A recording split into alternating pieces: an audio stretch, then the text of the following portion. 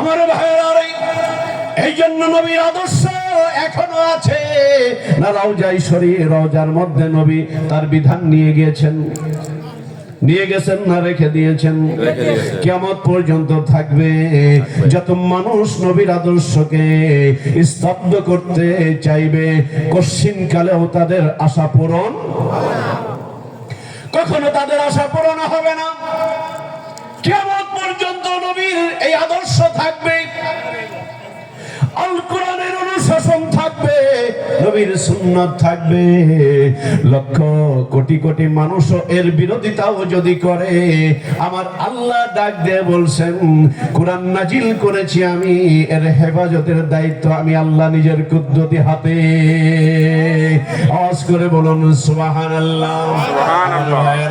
বাইতুল্লাহর কথা বলছিলাম। ও বন্ধুরে, বাঁকাবাসী শোনেন, সব মানুষ তার ধনী না, কেউ তো আমার মতো গরিব মানুষও আছেন এখানে অনেকেই। আল্লাহর ফেরেশতারা ডাক দিয়ে বলছেন, আল্লাহ তোমার গরিব বান্দা বান্দীদের জন্য কি হুকুম? আল্লাহ ডাক দিয়ে বললেন, যারা হজে আসতে পারবে না, বাইতুল্লাহ তাওয়াফ করতে পারবে না, তামাম পৃথিবীতে যত মসজিদ হবে বাইতুল্লাহর একটা অংশ, সুবহানাল্লাহ, যদিও সেটা টিনের ঘর অথবা কোন রকম জীর্ণ শীর্ণ একটা ঘর, কিন্তু তাহলে কি হবে? ওটাও বাইতুল্লাহর এটা একটা অংশ। জোরে বলুন, আর একটু জোরে বলুন। কষ্ট হচ্ছে আপনাদের? অল্প কিছুক্ষণ বিরক্ত করবো আমার ভাইয়েরা। ও বন্ধুরে, এই জন্য বাঁকাতে একটা মসজিদ আপনারা করেছেন, তার মানে বাইতুল্লাহর এটা একটা অংশ। আপনি আমি যারা মক্কা শরীফে যাইতে পারবো না, অভাবের তাড়নায় ওইখানে গিয়ে যাদের তাওয়াফ করার শক্তি নেই, সামর্থ্য নেই, তাদের জন্য হুকুম হলো নিজ নিজ মহল্লাতে বাইতুল্লাহর যে অংশটা রয়েছে, মসজিদ রয়েছে, এই মসজিদের খেদমত যদি আমি আপনি করতে পারি, তবে ওই বাইতুল্লাহর খেদমত করা হয়ে যাবে। এখন খেদমতটা কি? মসজিদের খেদমত যদি আমি আপনি চিন্তা করি, শুধু 5 তলা বিল্ডিং করে দিব, নামাজ আদায় হবে না, নামাজ আদায় করব না, শুধু এতটুকু চিন্তা করলে এতটুকুর মধ্যে সীমাবদ্ধ থাকা যাবে না। বন্ধুরে, আল্লাহর ঘর হাসরের ময়দানে সব ধ্বংস হয়ে গেলেও বাইতুল্লাহ ধ্বংস হবে না, বাইতুল্লাহ ধ্বংস হবে না।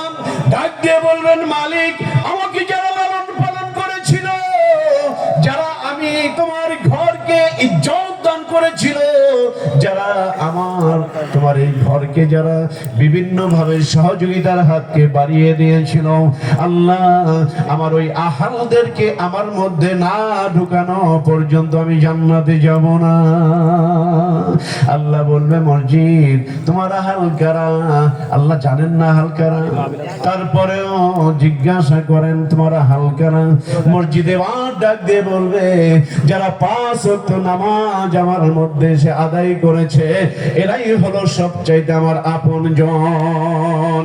জোরে বলুন না সুবহানাল্লাহ। মসজিদেরই পাশে আমার কবর দিও ভাই, আমি যেন ঘর থেকে মুয়াজ্জিনের আজান শুনতে পাই, কবুল হয়ে গেছে, সুবহানাল্লাহ। নিয়তটা হলো সবচাইতে বড়। নবীর হিজরতের কাহিনী জানেন না? বুখারী শরীফের যে প্রথম হাদিস, ইন্নামাল আমালু বিন্নিয়াত, কোত্থেকে আসলো? তো নিয়ত গুণা হলো বরকত, তাই না? নিয়ত গুণে বরকত। আমার বন্ধুরা, এই পৃথিবীতে কেউ সারা জীবন থাকবো না, থাকবো? কত মানুষ চলে গেল, কত মানুষ বিদায় হয়ে চলে গেল, আর তো তাদেরকে দেখলাম না। এমন একদিন আসবে, আমি থাকবো না, আপনিও থাকবেন না, পৃথিবী পৃথিবীর গতিতে চলবে, পৃথিবী পৃথিবীর গতিতে চলবে, আমি আপনি থাকবো না। আমার নামটা একদিন ভোটার তালিকা থেকে কর্তন করে দেওয়া হবে। যারা দায়িত্বে যারা থাকেন, তারা বাড়িতে বাড়িতে যে জিজ্ঞেস করবে কে মৃত, কে, তার নামটা কেটে দিতে হবে। আমাকে সারা আজকে আমার সংসারের কিছু হয় না, এমন একদিন আসবে আমাকে বাদ দিয়েই কিন্তু আমার সংসারে সব হয়ে যাবে। তাই না? সব হবে। তাহলে এত এত বাহাদুরি কিসের? নবীর আদর্শের মধ্যে যদি আমি আপনি আসতে পারি, এর মধ্যেই বাহাদুরি। যদি নবীর সুন্নতে ইত্তেবা যদি আমার মধ্যে উঠাইতে পারি, হাসরের ময়দানে এর ওসিলায় আল্লাহ রাব্বুল আলামিন আমাকে আপনাকে নাজাতের একটা ব্যবস্থা করে দিবেন। সুবহানাল্লাহ। এই জন্য এই যে আল্লাহর ঘর মসজিদ, এটা যদি আমি আপনি মনে করি দুনিয়ার সাধারণ ঘরের মতো, হবে না। আল্লাহর নবী মক্কা থেকে যখন প্রথম হিজরত করলেন মদিনায়, যে মসজিদ প্রতিষ্ঠা করলেন, মসজিদটার নাম কি? মসজিদে কুবা। মসজিদে কুবা যারা হাজী সাহেবেরা আছেন, নিজের চোখে দেখে আসছেন, অথবা ইউটিউব ফেসবুকে আমরা অসংখ্যবার দেখেছি। মসজিদে নববী, মসজিদে নববী এখন তো অনেক বড় এরিয়া, তখন জীর্ণ শীর্ণ ঘর। প্রথম মাদ্রাসা মক্তব। শান্তি কিভাবে আসবে দেখেন। আল্লাহর কুতুব মানিকগঞ্জের আলা হযরত পীর সাহেব কেবলা, আমার শায়েখ ও মুর্শিদ। শায়েখের কথা শুনলে তো অনেকে আবার একটু এলোমেলো মনে করতে পারেন, তাই না? যাবার ওয়াজের মাহফিল আবার পীরের কথা বলেন। মহল্লার ইমাম সাহেব আছেন না, কি বলেন? ইমাম মানে কি? নেতা। উলিল আমর, উলিল আমর কি?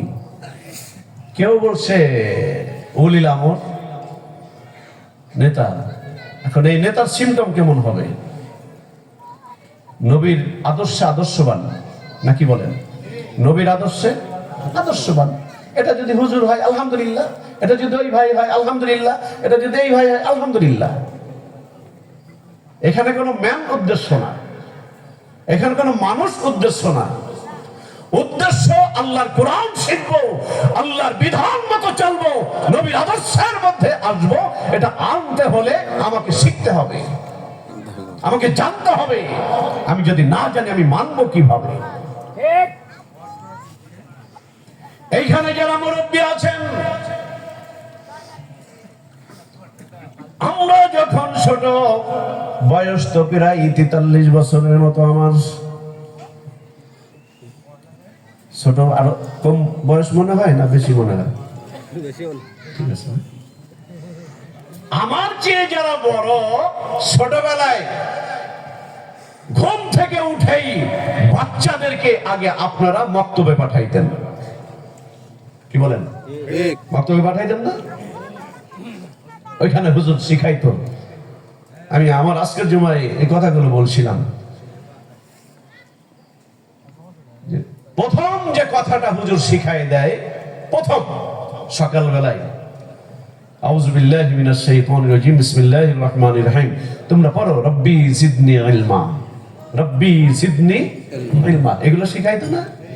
আর এখন এই কথাগুলো আমার শাইখ মানিকগঞ্জের আলহাজ হযরত মাওলানা মুফতি শাইখুল হাদিস ডক্টর মোহাম্মদ মঞ্জুরুল ইসলাম সিদ্দিকী সাহেব, উনি ঢাকা ইউনিভার্সিটি থেকে অনার্স মাস্টার্স পিএইচডি ডিগ্রি লাভ করেছেন ফিকহে হানাফির উপরে।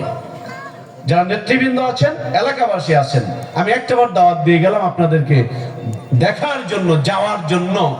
আমাদের 24, 25, 26 ডিসেম্বর আমাদের তরিকতে বিশ্ব ইজতেমা। এখানে গত বছরও সাংবাদিকদের একটা হিসাব তারা বলেছেন, পুরুষ প্যান্ডেলে প্রায় 38 লক্ষ প্লাস মানুষ হয়েছে।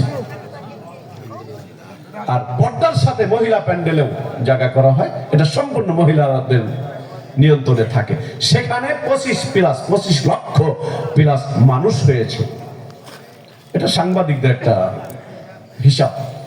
তো আমি আপনাদেরকে দাওয়াত দিয়ে গেলাম একটা দেখার জন্য।